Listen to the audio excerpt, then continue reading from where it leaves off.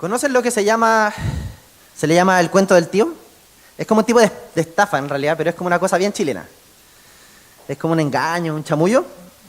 Pero el fin de eso es sacar beneficio de una víctima, que de hecho es crédula, y el beneficio lo consigue a través de inventar un cuento. Bien chileno, bien ingenioso el ladrón, de hecho. Él inventa un cuento, una historia verosímil, que demanda de hecho intervención por parte de la víctima. Mediante ese chamullo, el cuentero consigue que la víctima engañada le entregue generalmente dinero o tal vez algunos bienes de valor, y de hecho muchas veces grandes sumas. ¿Usted conoce a alguien que haya sido víctima de eso? ¿Sí? O tal vez a usted le ha pasado algo, una experiencia cercana a eso. Bueno, a mí me pasó una vez hace algunos años. Estaba en la noche, como a la 1 AM en la casa, tarde en la noche, y llamó a la casa un tipo diciendo que tenía secuestrada a mi hija. Bueno, yo no tengo hija, por si acaso. Yo no tengo hija, así que le escuché el cuento. Me entretuve un rato para ver a dónde iba. Empezó a hablar, de hecho, cuando vio que yo no le compraba, empezó a hablar con una serie de improperios, con garabatos, de hecho, y que no los voy a repetir aquí, porque no se repiten. Pero después puso el teléfono, ¿no? Esto fue muy chistoso. Después puso el teléfono a lo que claramente era otro hombre, pero estaba haciendo una pésima imitación de la voz de una niña pequeña, que supuestamente era mi hija. Y le estaba pidiendo a su papi que lo rescatara. Bueno, la conversación no duró mucho más porque el tipo se dio cuenta que yo lo estaba agarrando para el fideo. Así que sencillamente me cortó el segundo después de un buen garabato ahí. Resulta que el cuento del tío tiene muchas variantes, pero la esencia es la misma. Se aprovechan de la confianza, de la inocencia y de la persona crédula. Creo que esto funciona en Chile, nos muestra algo sobre nosotros, sobre nuestra identidad. Nosotros, yo puedo decir con toda propiedad que yo creo que los seres humanos somos crédulos. Confiamos mucho en nosotros mismos, en lo que creemos saber, en nuestra propia interpretación de las cosas, en nuestra comprensión de la vida. Creemos que todo está bajo nuestro control muchas veces. Y creo que precisamente por eso mismo, muchas veces somos fáciles de engañar. Y es por eso que muchas veces hay muchas personas que viven engañadas en la iglesia, atrapadas en mentiras y engaños que no son el evangelio, creyendo que son cristianos, cuando lo que hacen es vivir cualquier cosa menos una vida cristiana, viviendo una vida orgullosa, una vida sin frutos, adorando a ídolos en la semana, pero el domingo cantando a Dios en el culto en la iglesia. El texto de hoy nos muestra el ejemplo de la iglesia de Pérgamo, el peligro que estaba amenazando a esta congregación. Esa línea divisoria entre la verdad y el engaño.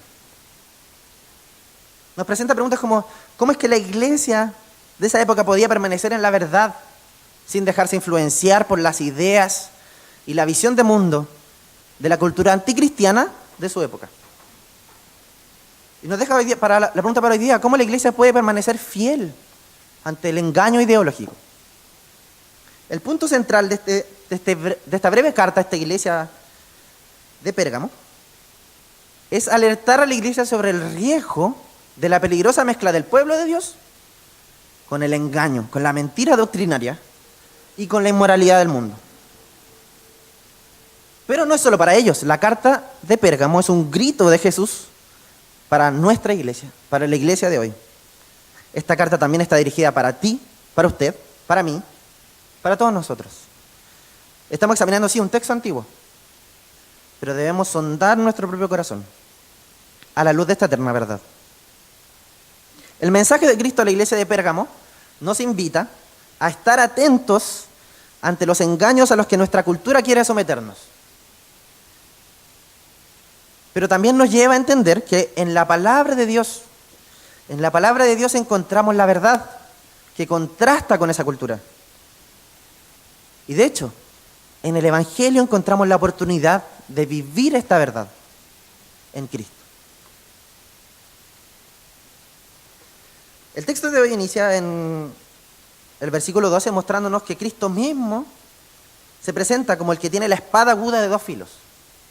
¿Han escuchado usted este término antes? Se usa en otras partes de la Escritura para referirse a la palabra de Dios.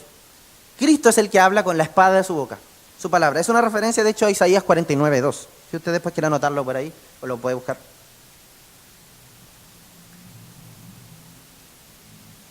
el versículo 13 después nos muestra la realidad de la iglesia de Pérgamo. Nos dice, yo sé dónde moras, donde está el trono de Satanás. La primera vez que yo leí este texto me pareció bien raro, tiene hartos términos medio raros y hay gente que interpreta muy mal estos textos de Apocalipsis.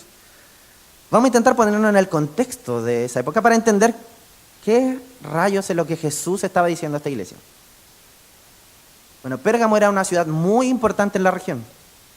Históricamente, era la ciudad más importante en la provincia romana, que se llamaba Asia, para que se ubiquen en la actual Turquía. Era un importante centro cultural, tenía la segunda mayor biblioteca del mundo de la época, casi 200.000 pergaminos, solo superada por Alejandría. Entonces Pérgamo se gloriaba de sus conocimientos y de su cultura, de su ciencia, pero sobre todo de su religión. Pérgamo era un destacado centro religioso. Había altares a varios dioses y sobre la Acrópolis se encontraba un famosísimo, gran e inmenso templo dedicado a Zeus. De hecho, todavía se puede visitar esto, son ruinas hoy día. Un gran templo dedicado a Zeus, o Júpiter para los romanos, donde todos los días la gente entregaba sus sacrificios. Había también en Pérgamo el culto a Esculapio, el dios serpiente de la salud. ¿Han visto ese, que es el logo de algunos médicos hoy día? Ese es Esculapio, era el dios de la sanación. Ahí peregrinaban personas de todo el mundo romano en busca de sanidad, y ahí la creencia religiosa se mezclaba con la supuesta ciencia. Bueno, a ese dios romano serpiente le daban el título de Salvador, Dios mi Salvador. Y también en Pérgamo, miren, todavía no estamos terminando, los locos eran súper religiosos. En Pérgamo estaba el centro asiático del culto al emperador. En Pérgamo se había construido el primer templo dedicado a la oración, a la adoración del emperador en toda la provincia. El emperador de la época se llamaba Domiciano y había establecido la adoración a su persona. Él debía ser adorado porque se autoproclamó un ser divino. Dijo, yo soy el Dios vivo. De hecho, él firmaba sus documentos con el título Domiciano, Señor y Dios. Miren lo gobernante que tenía. De hecho, una vez por año, todos los súbditos de Roma debían ir al templo del emperador, aquí en Pérgamo, o en alguno de los otros templos que habían en todo el imperio, y deberían dar una ofrenda diciendo, César es Señor, el emperador es Señor. Esto era símbolo de lealtad a Roma. Bueno, los cristianos se opusieron a esto. Ellos decían, no, César no es Señor, Jesús es el Señor. Así que fueron implacablemente perseguidos a finales del reinado del emperador Domiciano. Fue una de las más grandes persecuciones de cristianos junto con la de Nerón un poco antes. Bueno, en esta época, en esta persecución se escribió el Apocalipsis. Ahí esta carta fue escrita. Mientras el emperador se hacía llamar Señor y Dios Domiciano, el Apocalipsis responde ahí. Jesús dice, yo soy el alfa y el omega, principio y fin, yo soy el Señor Dios. Es decir, hay un solo Señor, un solo Dios y ese es Cristo. Pensemos un poco, ¿qué creen que sentían los emperadores respecto al emperador? Era un perseguidor, un opositor de la iglesia. Él imponía la idolatría, te obligaba a negar a Jesucristo a cambio de tu vida, o a cambio de que tus hijos fueran perseguidos, que tu familia entera fuera arrojada a los leones. No es algo así como nosotros imaginamos la oposición de hoy día para un país de primer mundo como el nuestro. Que no, alguien me molestó en el colegio, o no sé, mis amigos del trabajo no son buenos conmigo. Aquí era poner tu vida en riesgo. El emperador era francamente un enemigo para ellos. Por eso es que Pérgamo, de hecho, es descrita en el versículo 13 como la ciudad de Satanás, el lugar donde el emperador, el anticristo, de hecho, dice Juan, o el que se opone a Cristo, había puesto su templo, su morada, su trono. Entonces lo que el versículo 13 nos muestra es que Cristo conoce a la congregación en Pérgamo, conoce lo que estaba sufriendo. Dice, yo sé dónde vives, allí donde mora Satanás, donde Satanás tiene su trono. Jesús les dice, yo sé que su contexto es absolutamente anticristiano, que en su ciudad hay idolatría, que está el templo de Zeus, que a Esculapio le dicen Salvador, que es un nombre mío, que más encima está el templo del emperador que se jura Señor y Dios, y que también más encima los persiguen por adorarme.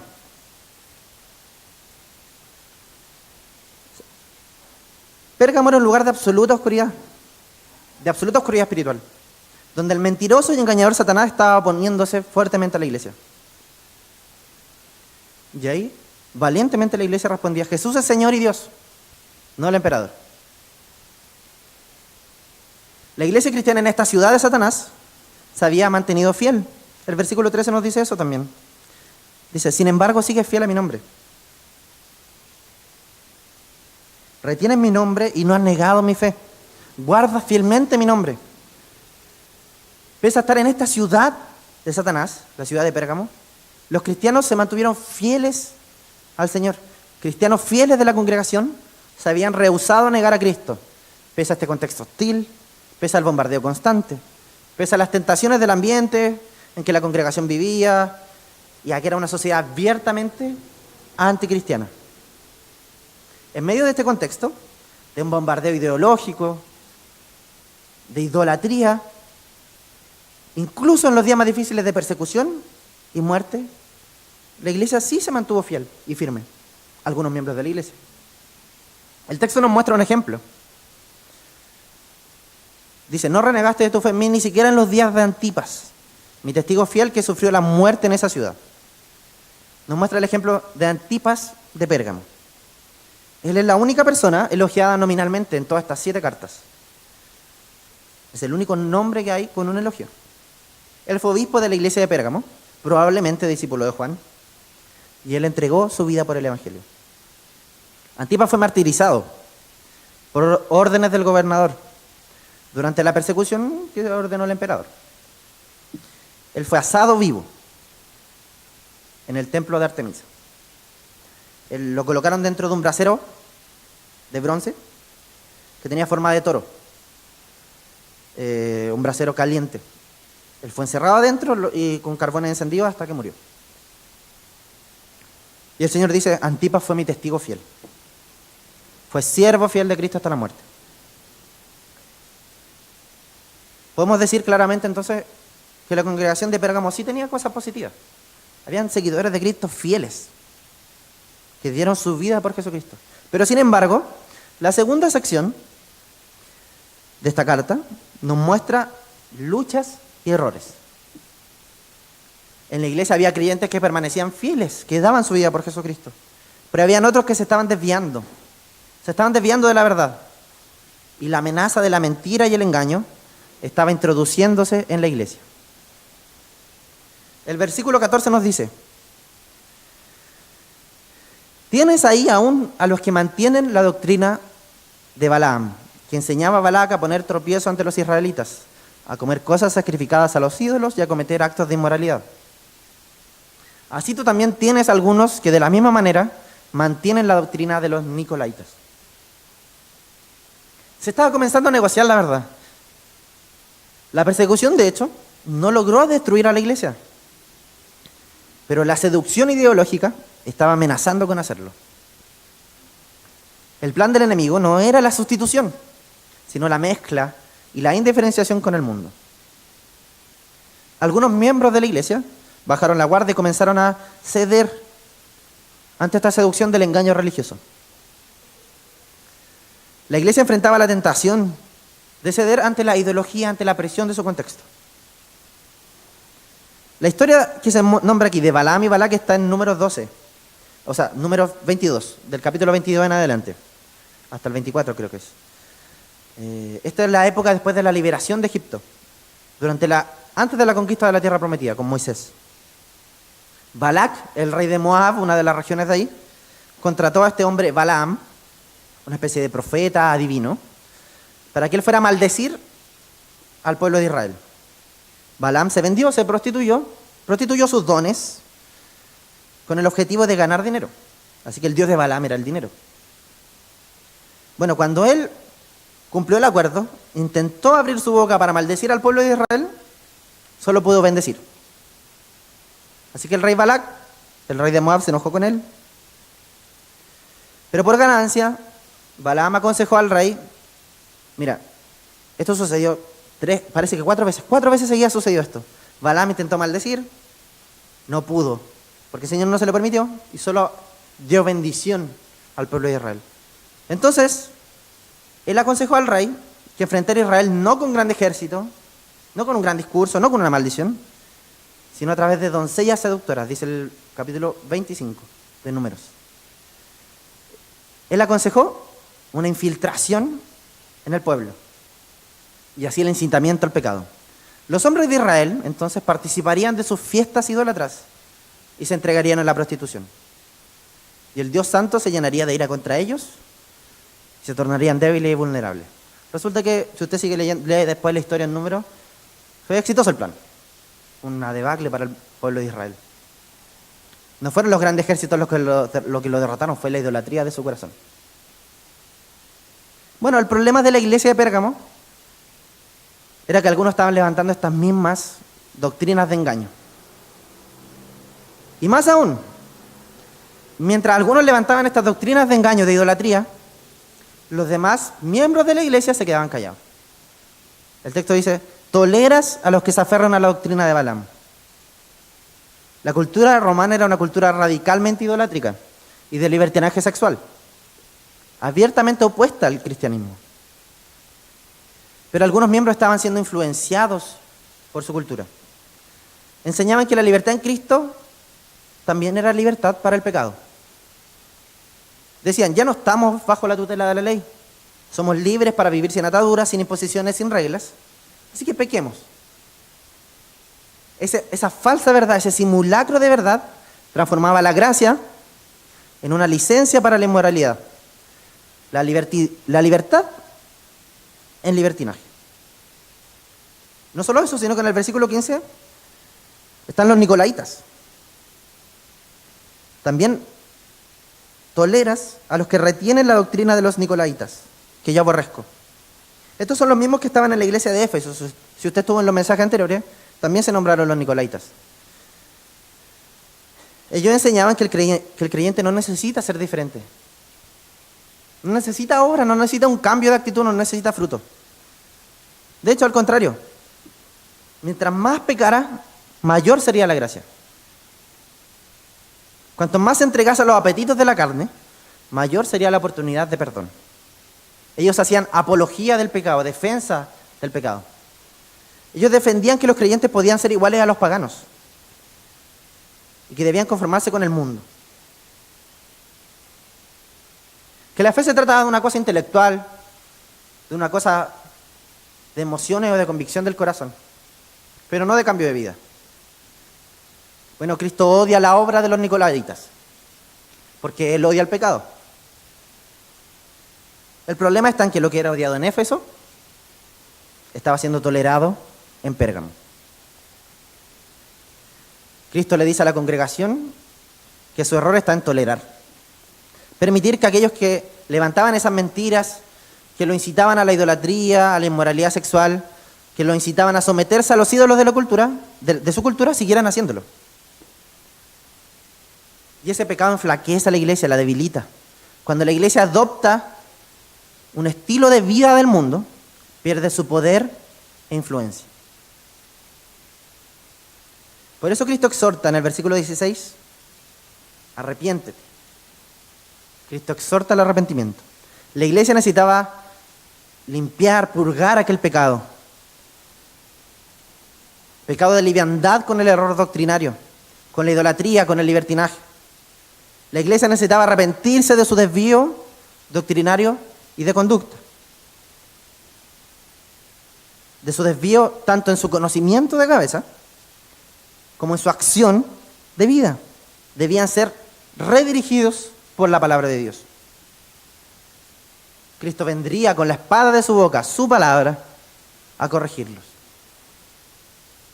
La iglesia debía arrepentirse de su tolerancia y de su indiferencia con el error y el pecado en su congregación. Si bien solo algunos miembros de la iglesia se desviaron, los otros también debían arrepentirse, porque fueron tolerantes a ese gran desvío. Por último, la tercera sección del mensaje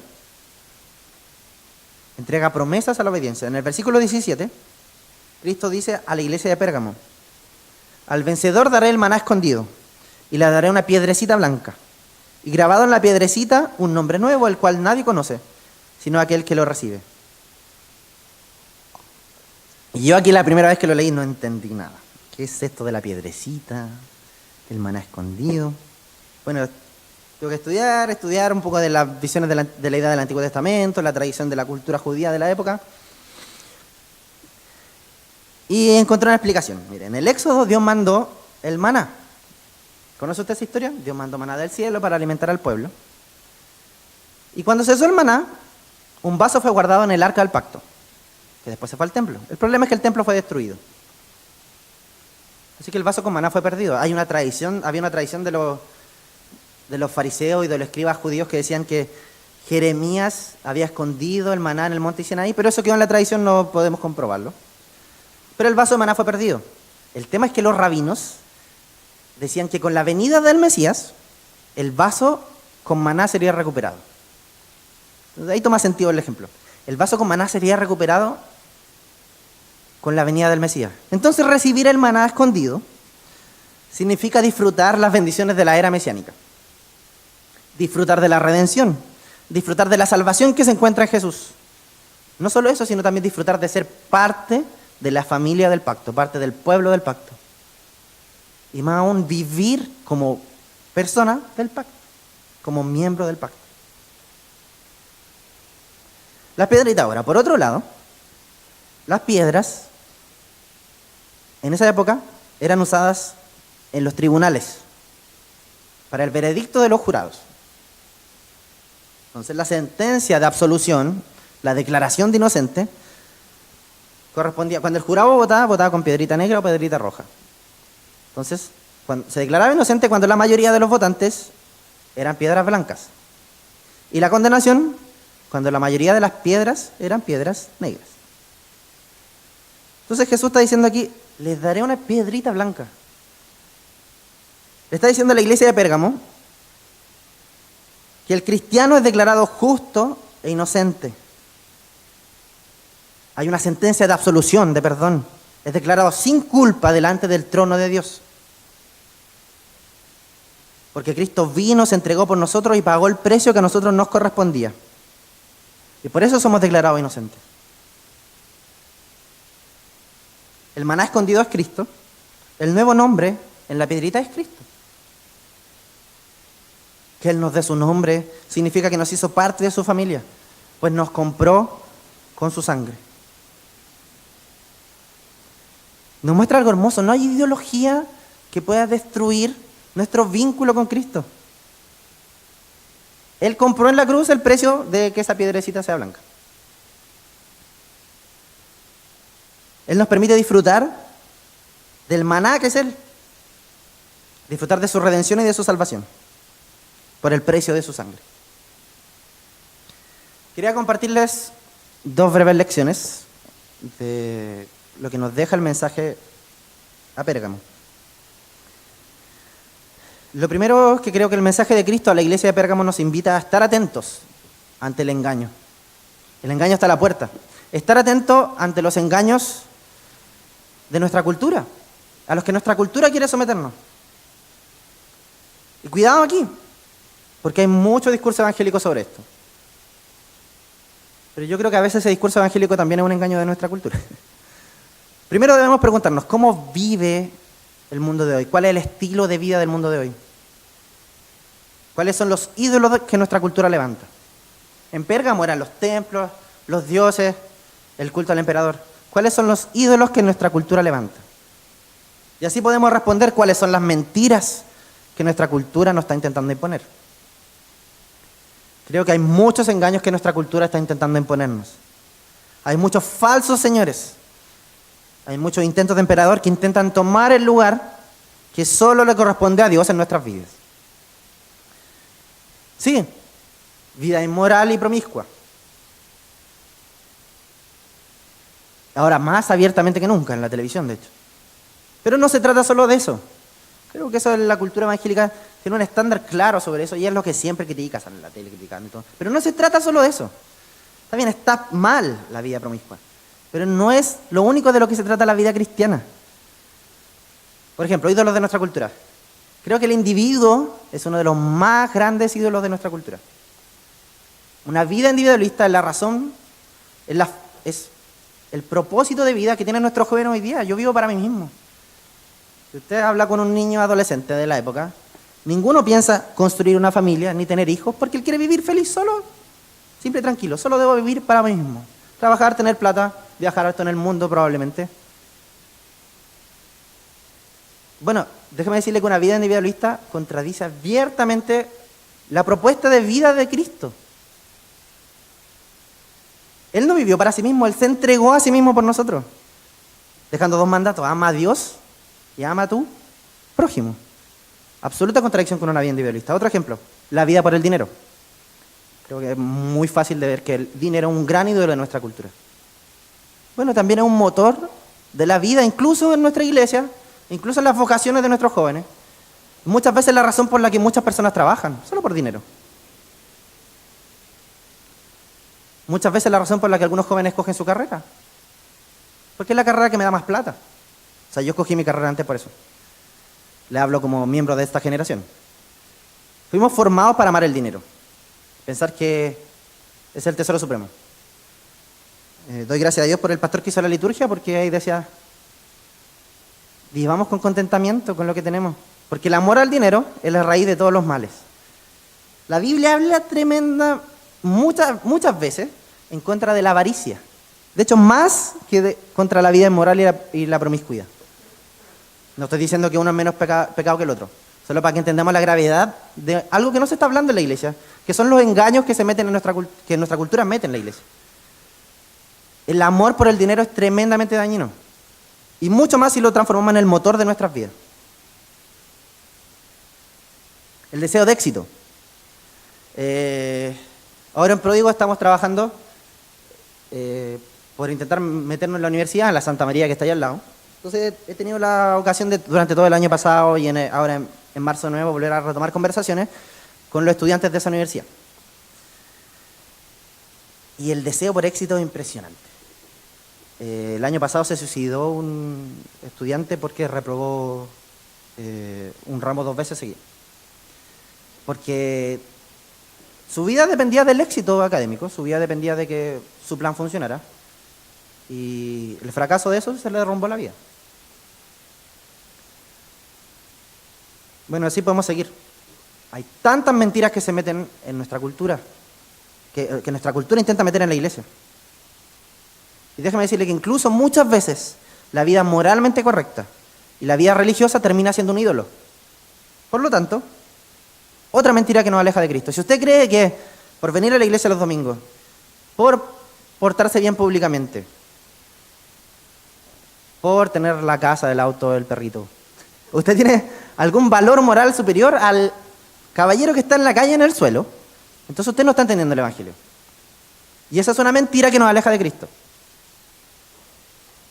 Él que está en el suelo, que ha destruido su vida por sus decisiones, tiene tanta necesidad de Cristo como usted y yo. El fariseísmo es una mentira que nos aleja de Cristo, una mentira de Satanás que nos aleja de Cristo. ¿Cuántas mentiras hemos dejado que nos influencien? Que afecten nuestra forma de pensar, de ver el mundo, de tomar decisiones. La destrucción de la autoestima, el pensar que no valgo, es también una cuestión súper fuerte hoy día en las jovencitas. Pensar que no tengo valor, pensar que no tengo propósito ni sentido para vivir. No solo en las jovencitas hoy día, jóvenes también. Hemos dejado que nuestra cultura moldee nuestras decisiones, nuestra forma de pensar, nuestra forma de actuar. Vivir como el mundo vive y conformarse con el mundo tiene que ver con vivir estas mentiras. Y también se puede vivir esa mentira estando en la iglesia. Cambiando la rutina del domingo, usted no deja de vivir en esa mentira necesariamente. Puede sí también. Porque a través de la palabra de Dios encontramos la verdad. Y esa verdad contrasta con nuestra cultura. Pero ese contraste que la palabra de Dios produce debe llevarnos a tomar decisiones consecuentes, decisiones de vida. Esto nos liga a la segunda idea que quería compartirle antes de terminar. La verdad de Cristo, el que tiene la espada de doble filo, que es su palabra, nos da nuevas oportunidades. Entender que en la palabra de Dios es donde encontramos la verdad que contrasta con la cultura, nos permite ver que en el Evangelio encontramos no solo una oportunidad de creer lo correcto, sino que esa verdad nos permite vivir en Cristo. Cristo es la verdad. Entonces, el Evangelio, la palabra de Dios, nos permite vivir en la verdad. El engaño no se trata solo de una cuestión intelectual. El Señor no quiere solo que usted aprenda hartos versículos o que lleve muchos años en la iglesia. El Señor quiere que usted sea Cristo, que viva a Cristo. Eso es vivir la verdad. Jesús dijo: conoceréis la verdad y la verdad los hará libres de toda mentira, de toda atadura del enemigo. Esto de la atadura del enemigo no son las cosas místicas que dicen otras iglesias. No, se trata de cosas bien concretas. Si usted lucha con el amor al dinero, bueno, esa es una lucha que usted tiene que tratar, es una donde el enemigo lo va a tentar. Tiene que rogarle al Espíritu Santo que trabaje en usted para que conozca la verdad y esa verdad lo haga libre. Jesús dijo: yo soy el camino, la verdad y la vida. Entonces el encuentro con Jesús, que es la verdad, es un encuentro que nos da libertad. Pero verdadera libertad, no libertinaje. Verdadera libertad. Un completo cambio de rumbo. Un cambio de dirección que deja atrás esa vida para los ídolos. Para vivir para el único que merece ser llamado Señor y Dios, Jesucristo. Entonces, si usted decide que no quiere vivir engañado con la mentira de los ídolos del mundo, déjeme decirle que eso debe impregnar su vida en todas sus decisiones. ¿Dónde voy a vivir? ¿Por qué estoy en el barrio donde estoy? ¿En qué colegio voy a poner a mi hijo? ¿Qué los voy a exhortar a mi hijo? ¿Qué consejo les voy a dar cuando estén empezando una relación? ¿Voy a dejar que pololee con alguien cristiano o no? O si tú eres joven, ¿qué carrera vas a estudiar? Si es que quieres estudiar. ¿Qué vas a hacer?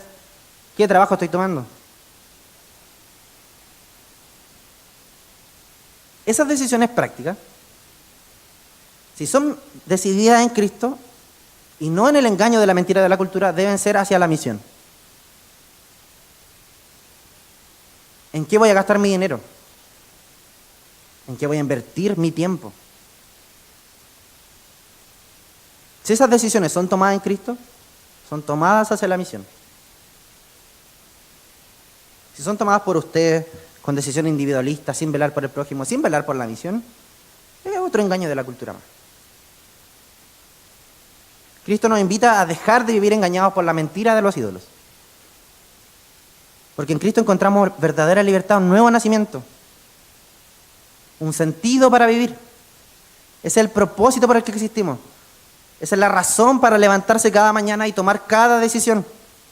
Cristo, el tesoro supremo, el único Señor y Dios, el único que vale adorar, el único que debemos servir. No hay nada que valga más que Él. El apóstol Pablo escribe en Filipenses 1:21: para mí el vivir es Cristo y el morir, ganancia. Nada vale más que Cristo. Todo honor y toda gloria debe ser para Él, porque Él cambia nuestras vidas. Pero déjeme decirle que corremos el mismo riesgo hoy día que la iglesia de Pérgamo. Ser esclavos de las mentiras, sea tanto las mentiras de libertinaje de nuestra cultura, las mentiras ideológicas de ciertas corrientes, de ciertos pensamientos, pero también la tradición y la religiosidad es otra mentira ideológica que impera en el mundo evangélico. Ellas pueden ser nuestra esclavitud, que nos encadenan. Y lo peor es que pensemos que estamos haciéndolo bien porque estamos viniendo el domingo a la iglesia. No se trata de moralidad, no se trata solo de creer cosas diferentes. La verdad del Evangelio nos impacta integralmente. Dios nos llama, nos saca de donde estábamos y nos trae hacia Él para vivir para Él. No estoy diciendo que deje su trabajo, no estoy diciendo que se cambie de casa necesariamente, sino que piense cuando tome una decisión práctica en su día. ¿Por qué razón estoy haciendo esto? ¿Por qué estoy invirtiendo en esto? ¿Por qué estoy usando mi tiempo en esto? ¿Por qué estoy gastando mi plata de mi trabajo en esto? ¿Es para la misión? ¿Muestra amor de Dios y amor al prójimo?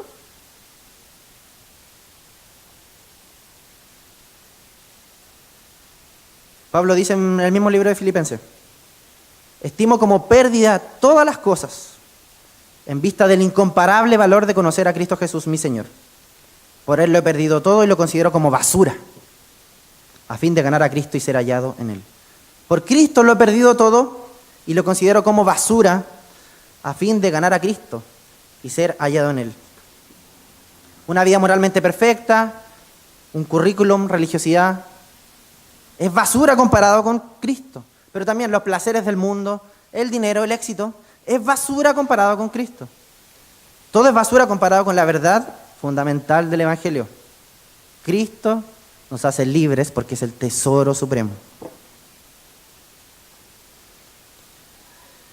Hermano mío, no esperemos hasta que, como Pérgamo, sigamos nuestro horror engañados por mentiras. Tiene que venir de alguna forma extraordinaria alguna señal para dedicar nuestras vidas a la misión. No espere que tenga que pasar, que el Señor tenga que quitarle su ídolo con sufrimiento y con dolor para dejarlo atrás. Ore, piense, analícese usted llegando a la casa, porque el darse cuenta de nuestro propio ídolo es un tema que necesita proceso y necesita tiempo. ¿Contra qué idolatría estoy luchando? Puede ser mi familia, puede ser mi éxito, puede ser el dinero, puede ser mi progreso, puede ser mi religiosidad, mi reputación, mi trabajo. Hermano mío, analícese, analicémonos juntos y busquemos qué mentira es la que me está engañando. Porque el Señor no quiere seguidores de domingo, no quiere cristianos de banca que adoren a los ídolos en la semana y levanten las manos el domingo. El Señor quiere que dediquemos nuestras vidas para extender su reino. Y el momento es ahora.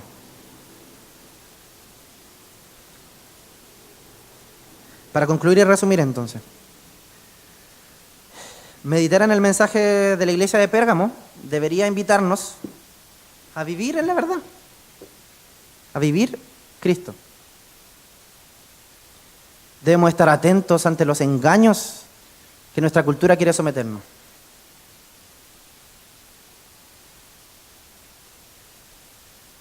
Pero también debemos entender que en la palabra de Dios encontramos la verdad. Esa verdad contrasta con la cultura. Sobre todo encontramos la oportunidad en la palabra de Dios de vivir en Cristo, de vivir la verdad a través de su Evangelio. No es por nuestros méritos, no es por nuestras fuerzas, sino por el sacrificio de Jesucristo en la cruz que podemos vivir como Él, por la obra de su Espíritu Santo. Entonces roguemos al Espíritu Santo por pasión por su Evangelio. Que hasta el último de nuestros días, la verdad de que Cristo murió por nosotros y nos hizo libres, sea aquella que nos hace vivir. Que nuestras vidas transformadas sean usadas para la predicación de su nombre, para ser testigos de su reino. De eso se trata el cristianismo. Jesucristo es el Señor y Dios, es el Rey. Bueno, el Rey no permite que usted tenga una relación superficial con Él y solo caerle bien. Jesucristo se declaró a sí mismo el Señor de todo. Y Él quiere rendición. Jesucristo no quiere que usted solo sea una persona de iglesia, de los domingos, que calienta la banca y ya. Él quiere ser el Rey dominando toda su vida, cada una de sus decisiones, cada una de sus acciones. Porque Jesús no quiere y ni tolera otros señores. El cristianismo no se trata de venir a la iglesia, de vivir una vida moralmente correcta, de trabajar mucho para ganarse el favor de Dios, o de ganarse nuestra dignidad con nuestro esfuerzo. Tampoco se trata de doble estándares, de dos caras, de dos monedas, donde el domingo mostramos una cara y en la semana vivimos en absoluto libertinaje. El cristianismo se trata de rendición ante Él, de caer a sus pies y decir: Jesucristo es el Señor. como valientemente hicieron los cristianos de la iglesia primitiva, entregando su vida, diciendo Jesucristo es el Señor. Ese es el desafío. Que Cristo reine en toda nuestra vida, que Él sea el único Señor. Que Él sea quien gobierna nuestras mentes con su verdad, dejando atrás los engaños de la cultura. ¿Ya se encontró usted con esa verdad? ¿Se encontró usted con la verdad de Cristo para vivir para su reino? ¿Para su gloria? Esa única verdad es la única razón por la que vale la pena vivir. Solo en Cristo nuestra vida encuentra razón, sentido y propósito. Lo invito a rendirse a esa verdad.